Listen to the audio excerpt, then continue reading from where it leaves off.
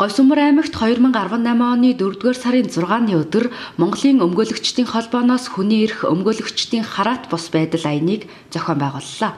Тус аяны нээлтийн үйл ажиллагаанд Говьсүмбэр аймгийн засаг дарга Батсойр, Монголын өмгөөлөгчдийн холбооны удирдах зөвлөлийн гишүүн Батсүх, оюун эрдэнэ, нийслэлийн өмгөөлөгчдийн зөвлөлийн дарга Батзоригт, Говьсүмбэр аймгийн өмгөөлөгчдийн зөвлөлийн дарга Сайхна болон аймгийн хууль хяналтын байгууллагын албан хаагчид ажилтнууд хүрэлцэн ирж оролцсон юм а. Хүний эрх өмгөөлөгчдийн хараат бус байдлаа энийг Монгол улсын 21 аймгаар Монголын өмгөөлөгчдийн холбооны тугийг аялуулах ийм байдлаар зохион байгуулж байна. За аяны үйл ажиллагаа маань өнгөрсөн 7 хоногт 4 сарын 2-ны өдрөөс Орон аймгаас Наран мандах зүгээс эхлээд явж байна. Бид Монголын уламжлалт зам заншил бэлэгдлээр бодож Наран зөв эргүүл одоо Монголын улсын бүх аймгаар орохоор ингээд ажиллаа явуулж байна. За өнөөдөр та бүхэн бол 5 дахь аймагтай буюу Говьсүмбэр аймагт энэ аяны үйлчлэгийг зохион байгуулж байна. Энэ одоо аянд одоо миний бие өөрийн биеэр оролцож ач холбогдол өгч байгаанаас бид өхөн энэ өмгөөллийн байгууллагын өмгөөлөгчд болон хууль зүйн байгууллагатай цаашид зайлшгүй нэгт хамтран ажиллах шаардлагатай байгааг бас илэрхийлж байгаамаа. За өмгөөлөгч хүн гэдэг бол бид бүхэн одоо бас арчлал, хүний эрх, за бусад хууль зүйн талын өмгөөллийг авдаг, шүүхийн өмнө одоо хүний эрхийг хамгаалах талаар бас зогсож чаддаг тийм өмгөөлөгч нарыг одоо бид нар ажилуулахыг шаарддаг тийм өмгөөлөгч нарч байх ёстой гэдгийг бол одоо ард түмэн хүлээн зөвшөөрч байгаа. Ялангуяа нийгмийн одоо ороо босох үед одоо захин ертөнц илүү хөгжиж байгаа. Энэ үед одоо хүний эрх зөрчигдөх, хүний нэр хүнд унах, бусад одоо олон эрх зөрчигдөж байгаатай холбоотой бид бүхэн бас энэ өмгөөллийн байгууллагатайгаа хамтарч ажиллах зайлшгүй шаардлагатай байгаа гэдгийг бас энэ онцлон хэлье. За Говьсүмбэр аймгийн удирдлагууд бол одоо бас энэ ажил төрлийг авснаас хойш энэ хууль зүйн байгууллага бол өмгөөллийн байгууллагатай нэлээд уялдаа холбоотой ажиллаж байгаа. За аймгийнхаа одоо иргэдийг өмгөөллийн байгууллагын одоо эрх зүйн талын мэдлэг боловсрол, хууль зүйн зөвлөгөө өгөх талаар олон ажил хамтран зохион байгуулдаг.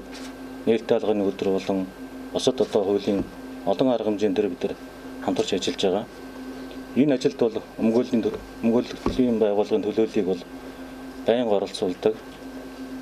За өнөхөр амжиргааны төвшин доогуур за зорилт төлөвийн болон бусад одоо манай ард иргэд өмгөөллийнхаа одоо үйлчлэгийг авч чадахгүй ийм иргэдэд бид нар үйлчлэх зорилгоор аймгийн хамгийн газарт тусгаалan өрөө гаргаж өгөөд тэнд одоо өмгөөллийн төлөөллийг байлцуулаад эрх ашигын хамгаалах талаар бас ажил зохион байгуулж байгаа.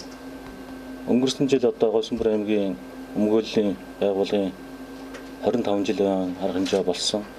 Энэ арга хэмжээнд одоо бид нар бас ач холбогдол өгч санхүүгийн дэмжлэг тусдаа үзүүлж за зарим нэг хүнийг одоо бас аймаг орон нутгийнхаа шагнаж ингэж хамтарч ажиллаж байгаа. Бид бүгд одоо бас цаашдаа энэ өмгөөллийн байгууллагатай хамтарч ажиллах нэг үйлхэд одоо хараат бус байдлыг одоо илүү эрхийг олгож ажиллах бол шүүх хараат буслаг гэдэг. Өнөөдрийн байдлаар харж хахад шүүх хараат бус байдал маань алдагдаж ахтаа хамаатал садангаар тэр шүүхийн хуулийн тогтолцоонд ажиллаж байгаа улсууд гадна дотны нөлөөнд автах байдал их ажиглагдж байгаа. Энэ ч бас бодит байдлаар бүрэгдэж байгаа. Бид өхөнч бас энэ хуулийн дээдлийн хяналтын зөвлөл хуулийн байгууллагууд удаа дараа хандаж байгаа. Энэ байдлыг өдрийн яаж засан залруулах вэ гэвэл энэ өмгөөллийн байгууллагатай хамтарч засан залруулна. Ийм учраас энэ өмгөөллийн байгууллагатай Говьсүмбэр аймгийн удирдлагууд цаашд хамтран ажиллахад бэлэн байгаагаа дуулгая. Тэгээд та бүдгийн өнөөдрийн арга хэмжээнд амжилт хүсье. 2013 онд хуулийн эрх зүйн байдлын тухай хууль гэдэг хууль батлагдсанаар яг энэ байгууллагын галгууданд бол бас бүх хэмжээний үйл явдал өрнөсөн.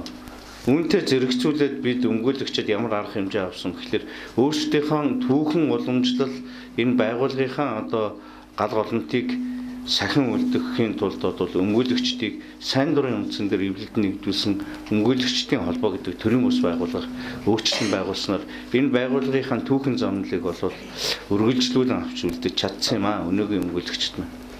За одоо ингээд энэ 2013 оноос хойш 5 жилийн хугацаанд бол өмгөөлөгчийн бие даасан хуультай байх, өмгөөлөгчдийн өөрөө удирдах ёсны байгууллага байх ёстой гэдэг дээр бол нийгэмд бүхэлдээ бол энийг хүлээн зөвшөөрч эхлээд байгаа. Үүнтэй холбогдуулаад хууль зүйн дотоод хэргийн сайдын тушаалаар өмгөөллийн тухай хуулийн төслийг боловсруулах ажлын хэсэг өнгөрсөн онд байгуулагдаж за одоо энэ үйл ажиллагаа маань нэлээд эрчтэй явагдаж байна. Өнгөрсөн 7 хоногт хууль зүйн сайд манай хуулийн төслийн үзэл баримтлалыг баталсан. Энэ үзэл баримтлал батлагдана гэдэг бол хууль боловсруулах үйл ажиллагааны үндсэндээ 60% хийгчлээ гэсэн ийм үг. Одоо энэ хууль зүйн сайдын тушаалаар батлагдсан үзэл баримтлалын хүрээнд Монгол Улсын холбогдох одоо төрийн байгууллагууд яамдуудаас бол энэ хуулийн төсөл дээр саналыг авах юм ажиллагаа явагдаж байгаа. Тэгээ энэтэй уялдуулаад бид бас энэ хүний эрхийг хамгаалахад гол одоо хүчин зүйл хэрэгсэл болж байдаг өмгөөлөгчийн эрх зүйн байдлыг тодорхойлсон хуультай болох гэж байгаа энэ түүхэн бас үйл явцтай уялдуулаад энэ хүний эрхийг хамгаалахад өмгөөлөгчийн хараат ус байдал гэдэг нь ямар чухал үүрэгтэй юм бэ гэдгийг бид түүхэн болон өнөө цаг үеийн нөхцөл байдалтайгаа уялдуулан орон нутагт сурталчлах ийм үйл ажиллагааг зохион байгуулж байна. Аяны хүрээнд өмгөөлөгчдийн байгууллагын 85 жилийн ойн арга хэмжээний бичлэгийг үзүүлж, иргэд олон нийтэд өмгөөлөгчийн үйл ажиллагааг сурталчилснаас гадна аймагт үйл ажиллагаа явуулдаг өмгөөлөгчдөд эрүүгийн хэрэг хянан шийдвэрлэх ажиллагаанд өмгөөлөгчийн оролцоо сэдвт сургалтыг хийж, өмгөөлөгчдөд хууль хэрэглээний зөвлөгөөг өгсөн юм а. Мөн өмгөөллийн тухай хуулийн төсөл, хуульчийн эрх зүйн байдлын тухай хуулийн төслүүдийг танилцуулан хэлэлцүүлэг зохион байгууллаа.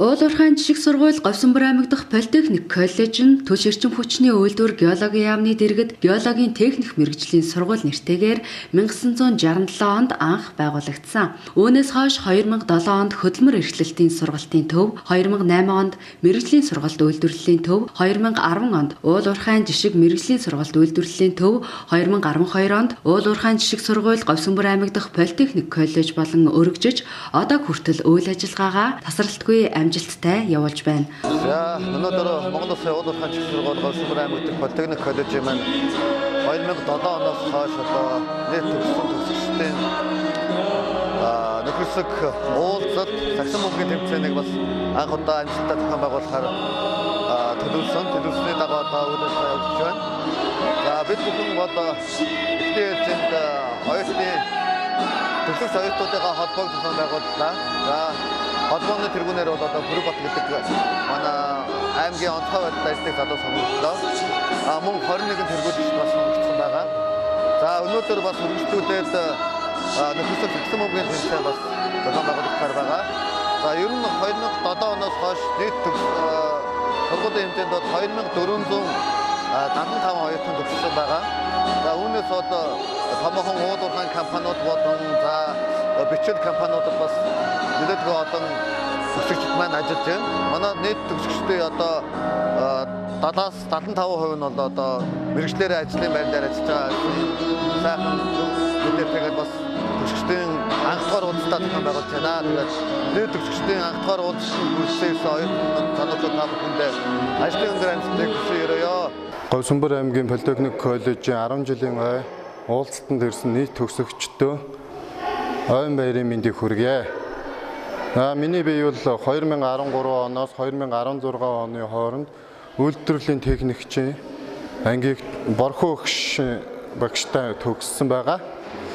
Тэгээ сая оюутны чуулга уулзалтаар оюутан төгсөгчдийн дундаас оюутнуудын тэргүүлэгчийг сонгох үйл ажиллагаа явагдсан байгаа. Энэ нь миний бие сонгогдсонд бас энэ хүмүүсийнхаа итгэл найдварыг хадгалж явна гэдэгт баяртай байна. Ингээд та бүхэнд цаашд нь ажлын амжилт сайн сайхан хүсээрээ. Өнгөрсөн хугацаанд нийт 2475 оюутан суралцагчдыг төгсгөн гаргаж хөдөлмөрийн зах зээлд нийлүүлээд байна. Тус сургуулийн төгсөгчид Мак Цаймент хувьцаат компани, Шивава хувьцаат компани, Алаг толгойн нүүрсний урхай, Бор өндөр нүүрсний урхай, Багнуур нүүрсний урхай, Хишиг арвин индустриал хувьцаат компани, Замрын алтны урхай Платинум компани, Алтай хөдөр хувьцаат компани, Болд төмөр Ерөөгоол хөдрийн урхай, Баруунбаян транс нүүрсний урхай, Цахилгаан дамжуулах сүлжээ, Цахилгаан түгээх сүлжээ, Өгөөж Чихэрбоо хувьцаат компани, Бетротрак хувьцаат компани,